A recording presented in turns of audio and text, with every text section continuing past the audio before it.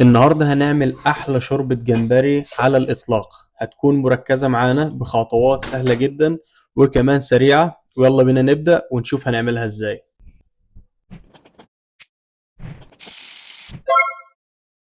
طيب دي المكونات اللي معانا. طبعا أول حاجة هنحتاج جمبري بقشره زي ما انتم شايفينه كده، وهنشوف هننضف ظهره إزاي. وطبعا المكونات الخضار اللي معانا مهمة جدا تكون بالحبة. هنحتاج بصل وكرفس وشمر وفلفل وطماطم وجزر، وكمان بصل اخضر وتوم وشبت وبقدونس. كل ده هنحتاجه بالظبط. في طريقتين ان احنا ننضف بيهم ظهر الجمبري ونطلع منه الخيط اللي ورا ده.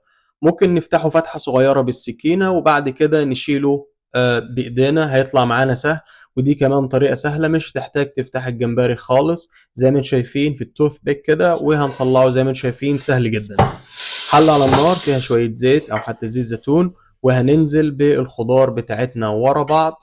يا دوب بس هنديهم تقليبة وتدبل بس معانا الخضار دي كلها يا دوب دقيقة دقيقتين، وهنقلبهم وهنحط البهارات وبعد كده الجمبري.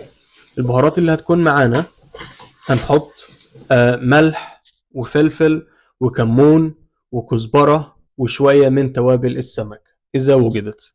لو مش موجود توابل سمك ممكن نبدلها بمرقة السمك. لو كمان مش موجودة مرقة السمك هنستخدم مية بس.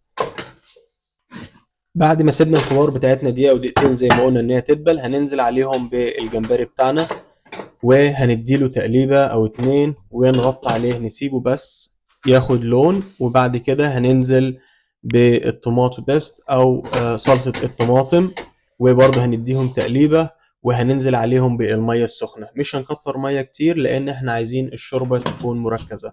هنسيبها تغلي شوية يا دوب 15-20 دقيقة، وبعد كده هننزل بشوية من الكريمة على الشوربه بتاعتنا. بعد الجمبري ما بيستوي بنسيبهم زي 10 دقايق وبنسيب الحله مفتوحه شويه كده. كده الشوربه بتاعتنا جاهزه 100%، مش محتاجين نعمل اي حاجه. لكن الطريقه دي بنخلي الشوربه مركزه اكتر واكتر، بما ان احنا بنفرم كل الخضار اللي كانت موجوده مع الجمبري، وبكده الشوربه بتاعتنا تبقى مركزه وهتدينا افضل طعم على الاطلاق. ودي كانت النتيجه. وفي نهايه الفيديو ما تنسوش تعملوا لايك وشير وسبسكرايب للقناه وتفعلوا زر التنبيهات عشان يوصلكم جديدنا اول باول. السلام عليكم ورحمه الله.